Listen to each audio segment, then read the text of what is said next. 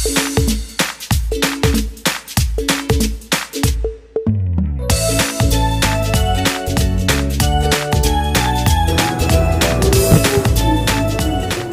Corona telah merubah tatanan hidup kita, di antaranya bagaimana di dunia pendidikan. Setelah Corona tiba di negeri ini, proses belajar mengajar di sekolah terpaksa dilakukan melalui daring atau virtual, sehingga peserta didik tidak melakukan tatap muka dengan guru ataupun dengan sesama teman mereka di sekolah.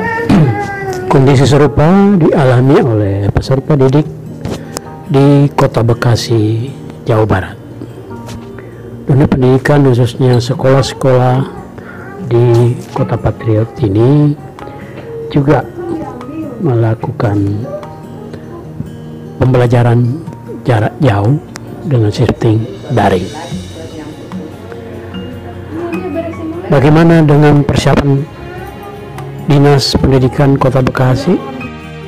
Bagaimana persiapan tatap muka bagi sekolah di Kota Bekasi? Nah iya, untuk persiapan tatap muka di Kota Bekasi ya, itu yang rencana bulan Juli oleh ini, kita sekarang ini kan sudah sedang melakukan penyelenggaraan ATHB-SP. Jadi penyelenggaraan adaptasi tatanan ini adalah untuk melakukan sistem bagaimana nanti pada saat dilakukan tatap muka secara misalnya adaptasi, kombinasi, ini bisa berjalan lancar. Karena kan sudah hampir 1 tahun nih, bukan hampir 1 tahun lebih. Karena kita waktu itu 16 Maret 2019. Sekarang udah tanggal 24 Maret, berarti udah 1 tahun sekian hari. Nah itu perlu kita panaskan. Nah inilah untuk dari mulai tanggal 22 ini sampai dengan semester genap nih sampai bulan Juni. Nah nanti begitu diberlakukan secara permanen oleh Mendikbud, kita sudah siap melakukan itu dan sudah bisa menerapkan yang namanya protokol kesehatan. Nah ini kan kita latih kadang-kadang bagaimana tingkat kedisiplinan, tingkat kepatuhan dari peserta didik, dari orang tua, dari guru, dari kita semuanya ya. Nah ini harus ada sinergi, harus ada dari komite sekolah, dari puskesmas, pengawasannya. Nah ini kita bentuk nih model-model ini. Nah supaya nanti pada saatnya ini bisa berjalan semuanya, sudah enak. Jadi kita biasakan nih hidup sesuai dengan protokol kesehatan dengan ketat.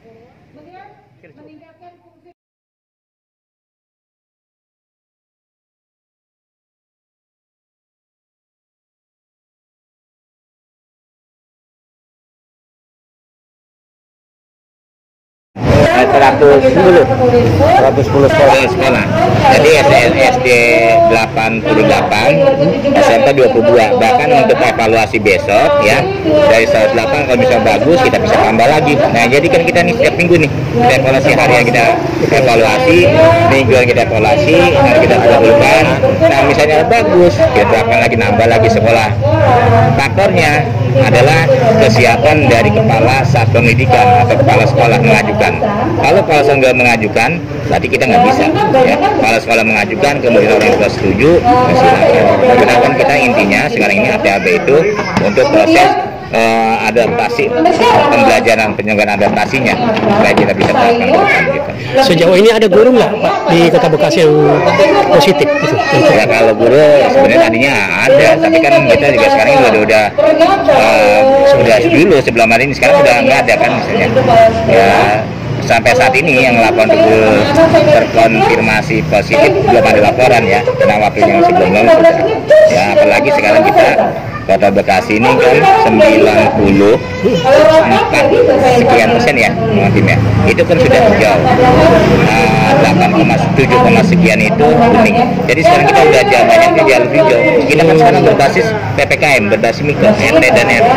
Jadi kalau misalnya lingkungan sekolah itu, misalnya SD Kalibatang 1, ini dia jalurnya zona hijau, lingkungan sekitarnya nggak ada, itu bisa melakukan tatap muka, itu juga bisa. Gitu. Ya, itu sekarang kita terapkan itu. Tapi kalau merah bisa berapa persen bisa masuk kan gitu. Jadi semua total 100 berapa sekolah? 110. Sekarang ini sudah dari mulai tanggal 22 sampai sekarang ini SD sampai 10, SMP 22 SMP, 88 SD untuk negeri dan swasta. Namanya ya aman kan ya Pak ya? Aman. Ya. Artinya seandainya bulan Juli Pak, tatap muka dimulai tapi masih ada zona merah gitu Pak. Ya mudah-mudahan kita berharap kalau ada di zona merah berarti kan kita lihat nanti yang zona hijau aja kan gitu. Iya kan? Tapi sekarang kan kita lihat aja perkembangan. Mudah-mudahan ya. Mudah-mudahan Kota Bekasi bisa hijau semua. Iya. Iya kan gitu. Artinya dari jumlah itu, dari jumlah 110, seminggu dievaluasi, Iya, kemungkinan nambah. Nah, nambah. Ada tergantung kepala sekolah mengajukan gitu, nambah. Kalau sekarang 110, nah besok misalnya ada masalah kita lihat, kita cek, evaluasi. Oh ya ini boleh kita keluarkan SP-nya, terus gitu, sudah pindah. Gitu. Kalau vaksin guru sudah 38%. Dan ini akan dipercepat. Ya, akan targetnya dari Dinas Kesehatan itu tanggal 30 Maret itu kalau bisa udah 70-80%. 30 Maret. Kan sekarang udah berjalan semuanya.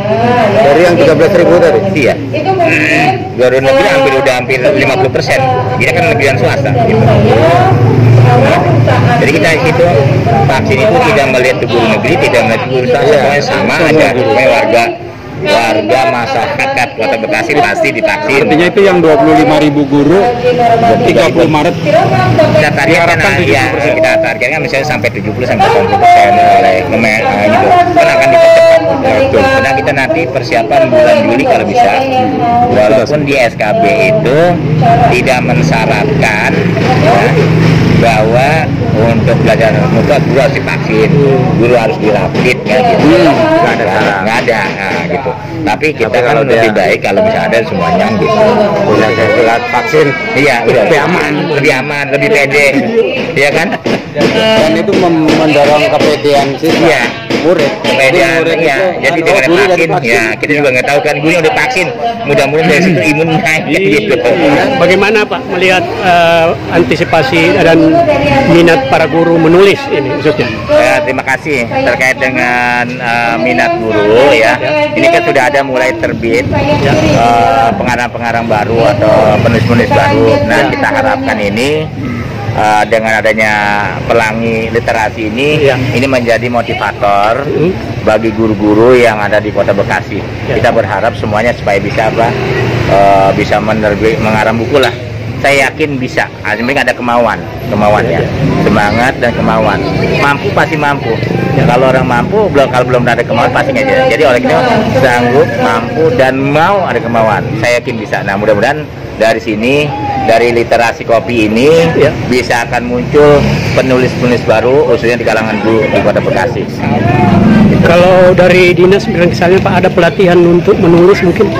Di dinas itu kita ada manajemen pelatihan, ada misalnya karya tulis pengetahuan segala macam ada itu di SMA kan biasanya ada tuh di sekolah juga ada ya. Apalagi sekarang tuh kita ada ISA Bintek PPID utama, PPID Bupati kan ada itu sebenarnya ada. Nah oleh karena itu, itu nanti tinggal bersinergi supaya kegiatan itu bisa nyambung kan gitu.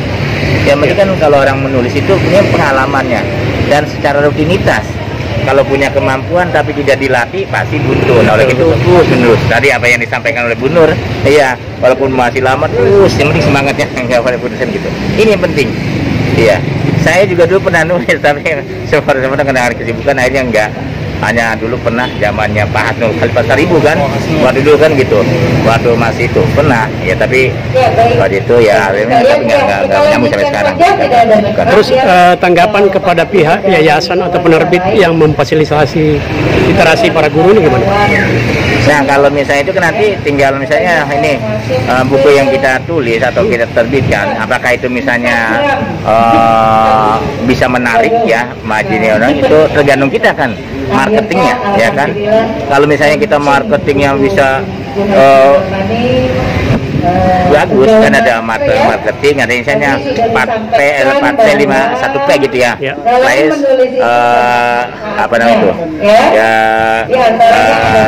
pemasaran, kemudian brand gitu kan, itu penting itu. Nah itu siapa? Nah sekarang ini kan zamannya apa, digitalisasi, viralkan segala macam ini bagus ya, bisa sekarang ya, orang nggak terkenal jadi dalam bisa singkat-singkat bisa terkenal kan gitu, dengan adanya blogger tadi, adanya warganet dan sebagainya. Nah, demikian reportase video saya, Sohib Nur Terbit. Jangan lupa like, comment, share, dan subscribe video ini biar tetap eksis dan bisa mengikuti liputan saya berikutnya. Sampai jumpa, semoga bermanfaat. Dadah.